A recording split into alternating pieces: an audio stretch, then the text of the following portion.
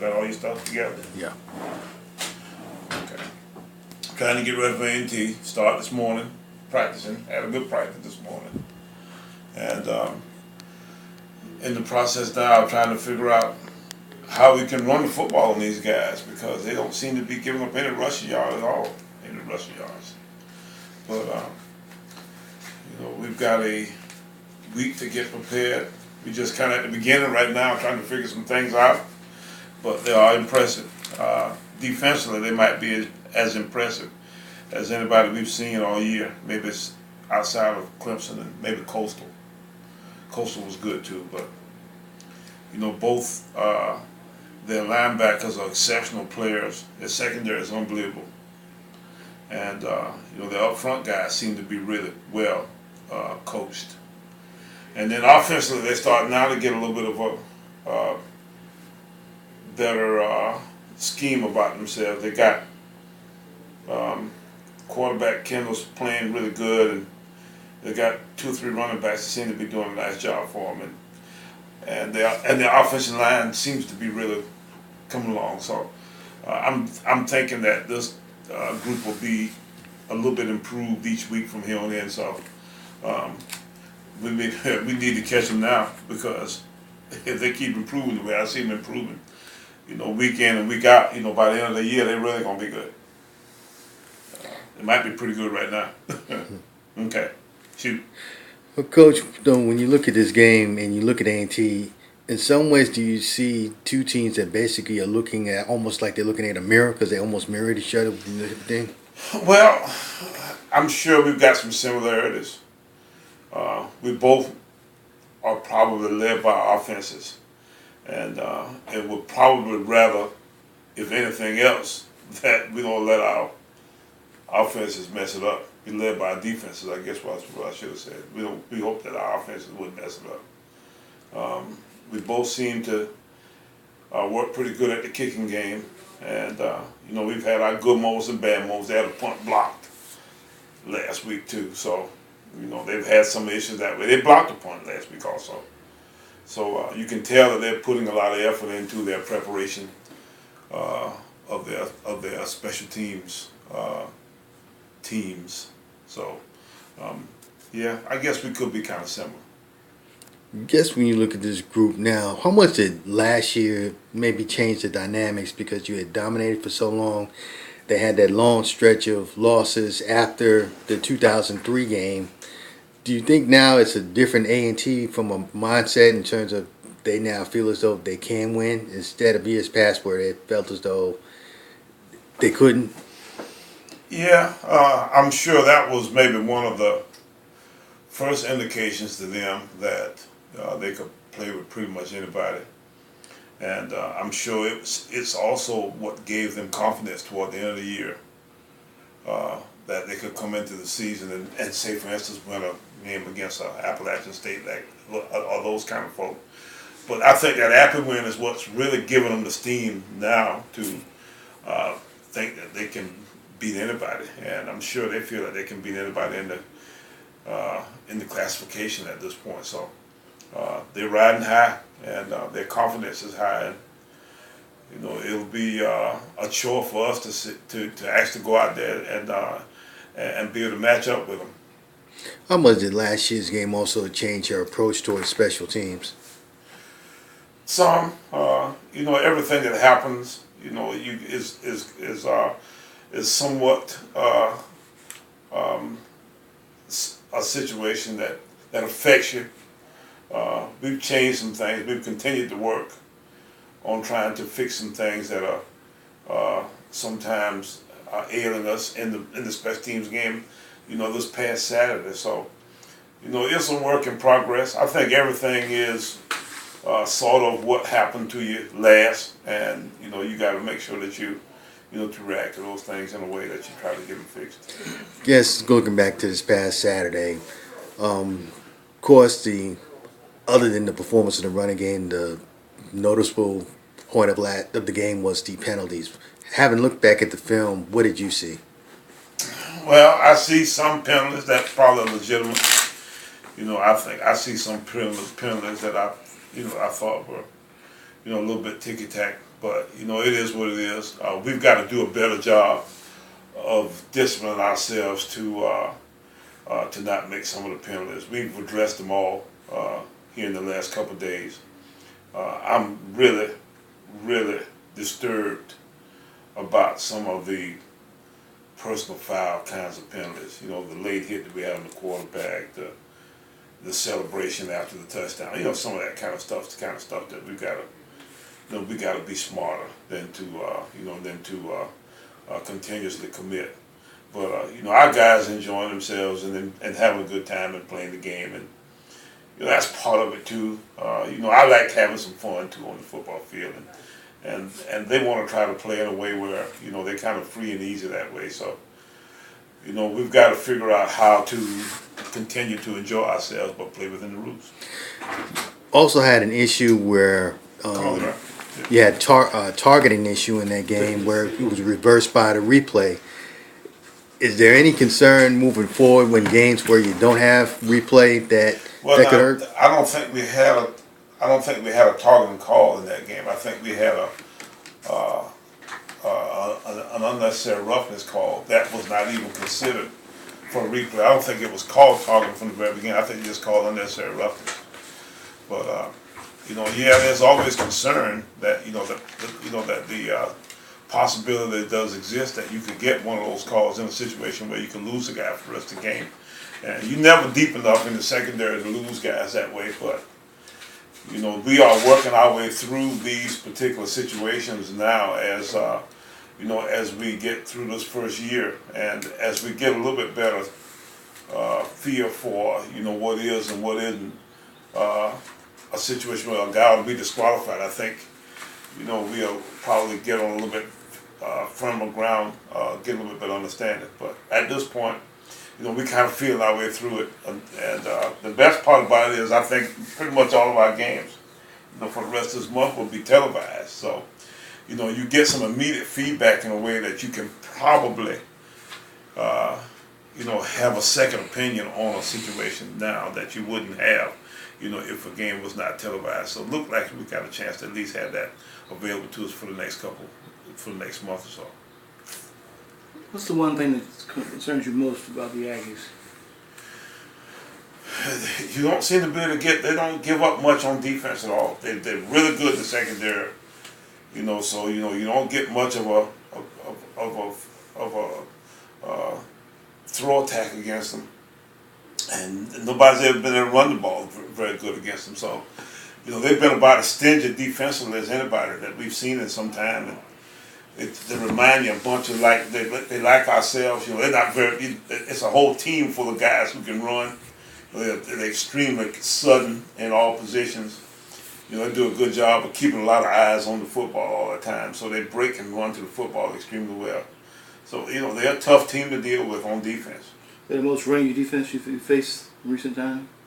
Well, we played Clemson and Texas A&M. Them guys, those guys have a little bit different kind of defense too than what we're usually accustomed to. But they are one of the better defenses that we've seen in a while. You're right, yeah. Quinn West had 6 receptions. The last couple of games, he seems to be becoming more and more involved with the offense. Yeah, he does seem to be getting a little bit better feel for things, and we're getting a little bit better understanding of how to get him the football. He's a bigger, physical style kind of outside receiver. We would like to try to see if we can continue to develop a couple more guys that way too. I'm hoping that Dennis Rowe can be a guy of that sort too, and he seems to be kind of catching on it. It appears that we got enough guys now where we can spread the ball around some. If that's the case, then I think it makes us a lot less predictable that way. With all the running backs you have that are ahead of the things you have now, you must be pleased with how your running game is still operating. I am.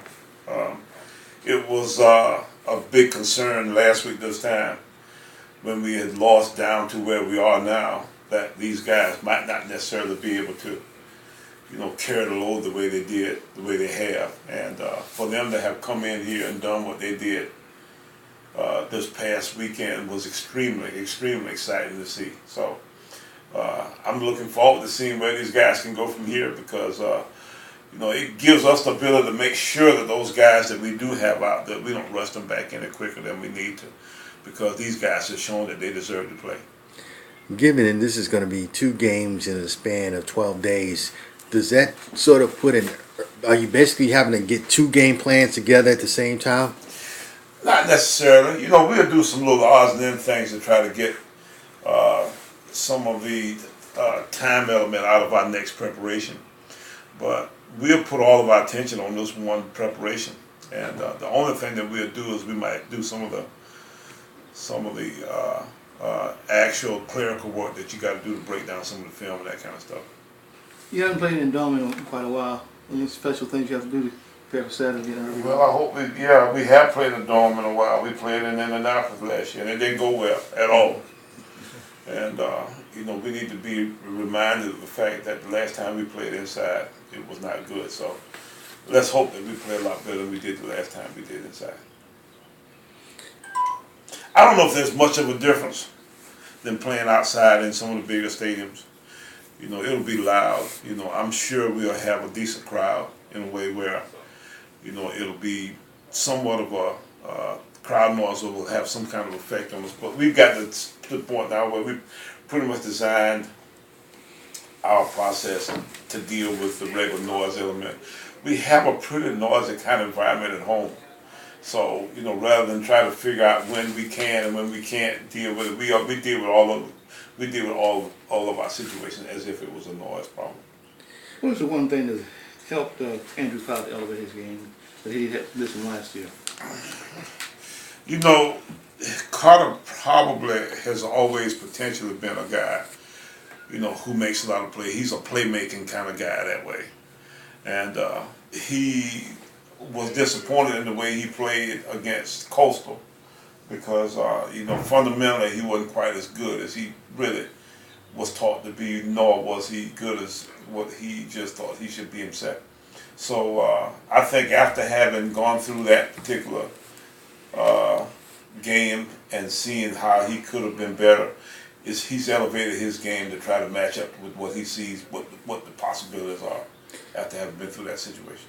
Speaking about elevating, Richard Q, was this probably, even with the interception, probably his best game out of the 4 so far? Well, it was one of his better games, and I thought he did a nice job of managing our team. You got some things that he's got to do there, that he's got to really be on time, in tune, you know, with what are the opposing teams trying to do against us. His reads, his progressions, you know, his checks, you know, some of that kind of stuff. So yeah, he played well and did a nice job of leading us that way. How close is this team in recent years? This is better, most family team you've had in recent years. Say it again now. More together, family oriented team. You know what? It's a pretty mature team, and they do enjoy each other.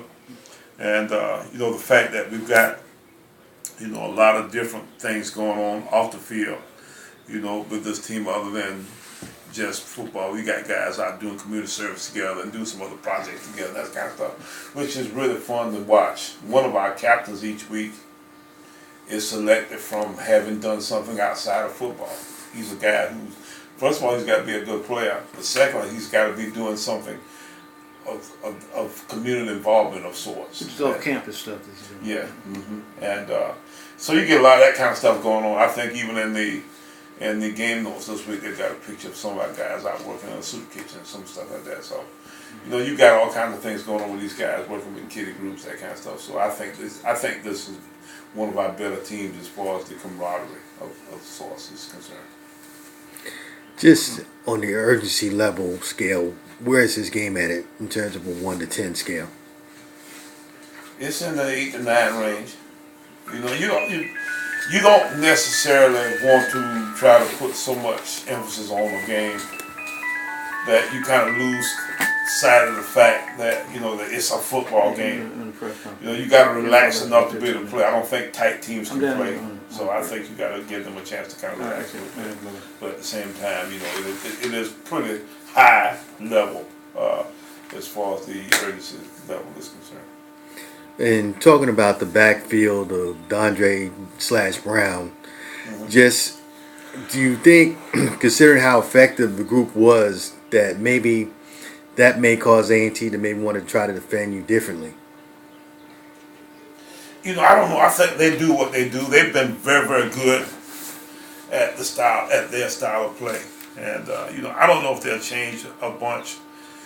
Coach Broadway has been known, famous, for lack of a better term, for having put together some really good defenses in places where he's been, even from when he was an assistant for Coach Spur down in Florida, in North Carolina, all those places. So at Duke, whatever. So I don't think he's going to change a bunch that way, except for you mold everything around, maybe a certain personnel, or certain key groups of key groups of a team's, scheme of some sort. So they may do something to maybe try to counteract something of that nature, but most of what they'll do is what they generally do. After 11 straight wins against A&T, did this loss to A&T stick with the team a long time after the game? Well, any loss, sticks with it. It was the loss last year that defined our season in a way that we were going to be a losing team last year. We were not going to win more games than we lost. And, that sticks in your mind as much as anything. But, besides that, it was just another loss. We've had losses now to pretty much, I think, all the teams in the league. We've lost maybe a time or two. And, if we keep on playing long enough, we're going to lose some of the rest of them a time or two. That's just kind of how it works. So, it's not like, we wouldn't, be feeling a different losing to them as opposed to losing somebody else. Yeah. If you could have guessed in 2000, you would think you would win 11 games in a row against A&T? Getting in 2000? Oh, no. In 2000, no. I wouldn't have guessed that we'd win 11 games against anybody, but at the same time, it was good for it to go as long as it did. But, at this point, I'm just hoping they don't start us a streak of 11 row on us the way they look right now.